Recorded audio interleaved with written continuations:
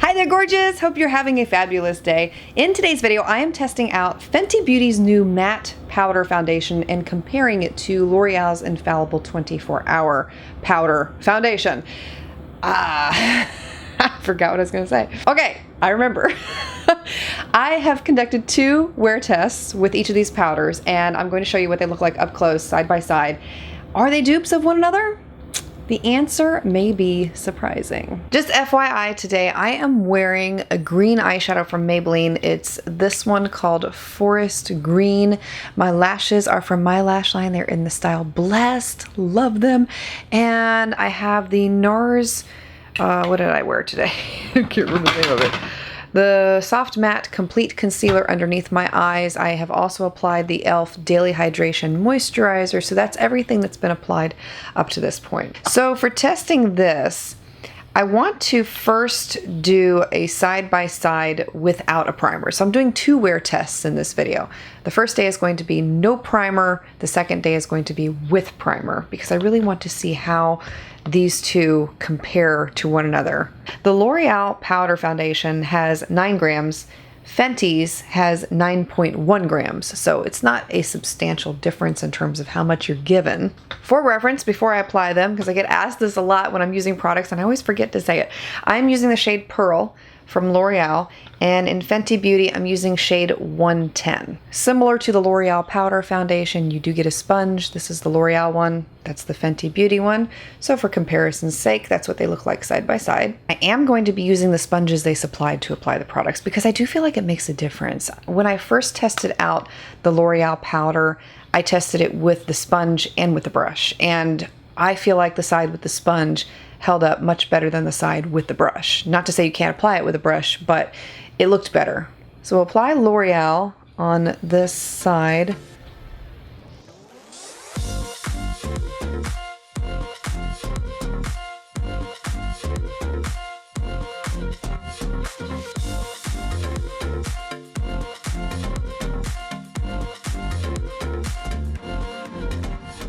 I love the idea of a powder foundation, not only because it is quick and easy to apply, but it looks great. And then we'll apply the Fenty powder foundation on this side. Again, nothing on the skin except the moisturizer and that NARS Complete Concealer.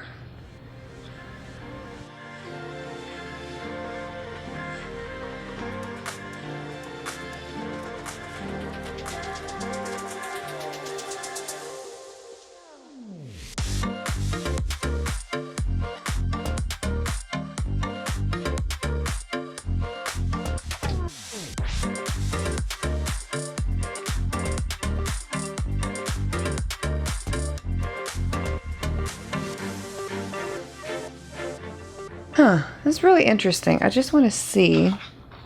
This says Soft Matte Powder Foundation, medium to full coverage for all. That could be the difference, and it says it has a flawless filter effect.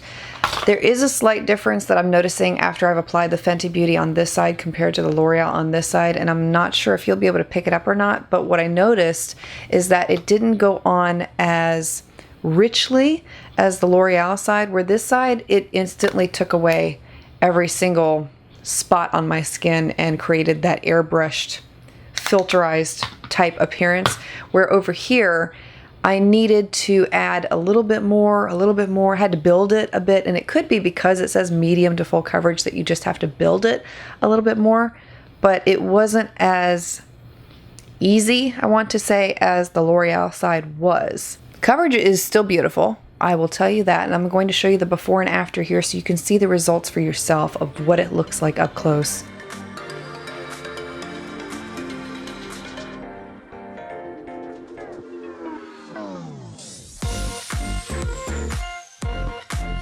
Well, I am never wearing the Urban Decay Perversion Mascara again.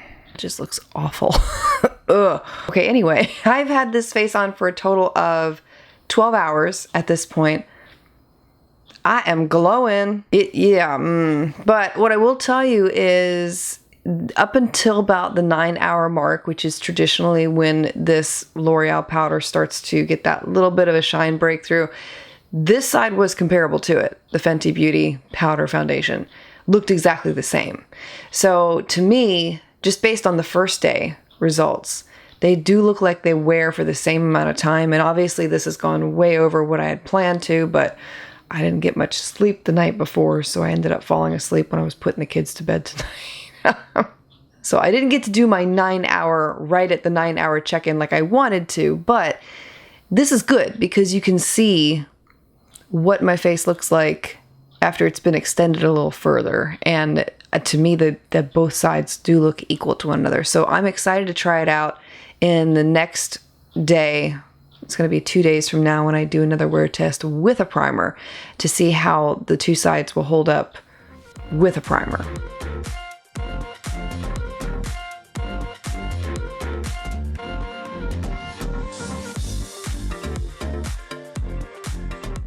Day 2 of this wear test, the only difference today is I'm applying a primer before applying these powder foundations. So up to this point, I have the e.l.f. Daily Hydration, can't even remember the name of this stuff. Okay, I have this on today, the Daily Hydration Moisturizer, and I've also applied the Maybelline Instant Age Rewind Concealer underneath my eyes. So the primer that I'm going to use today on both sides of my face is the NYX Can't Stop, Won't Stop. And we'll go ahead and pat that into both sides here, specifically to the parts of my face where I tend to get the most shine breakthrough, and then applying the powders over the top. And once again, like I did yesterday, I am going to apply the L'Oreal powder on this side and the Fenty Beauty powder on this side.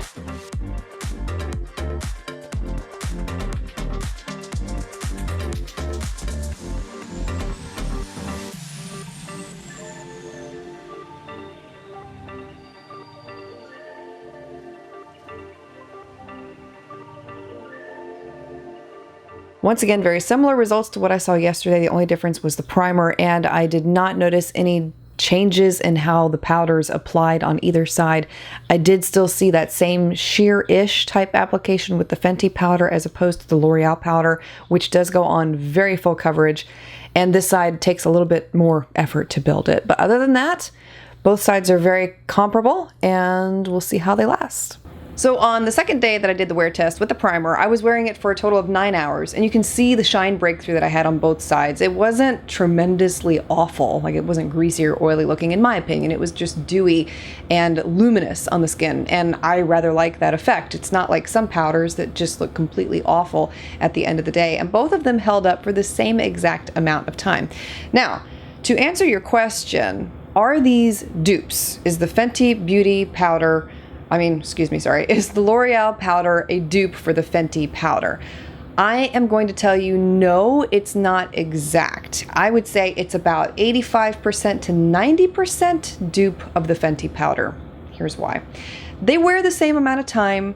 They look slightly different on the skin when you apply them, and you could see that in the side-by-side examples that I showed you. The L'Oreal one is definitely fuller coverage, whereas the Fenty Beauty one is medium to full coverage, and you do have to take a little bit of time to build it up to get the same coverage level that the L'Oreal side offers.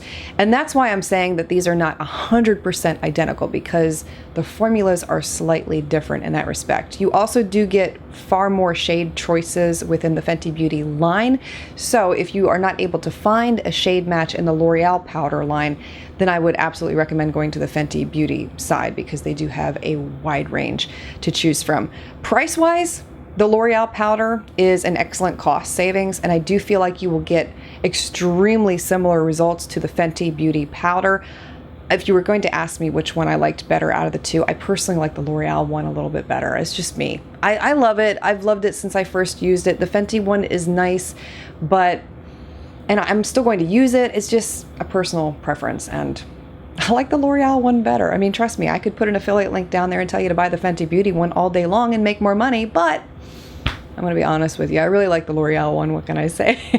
Let me know your thoughts on these two powders if you've had the opportunity to try both of them out. Would love to hear your thoughts on them also. Thanks for being here, for taking the time to watch, and look forward to seeing you again very soon.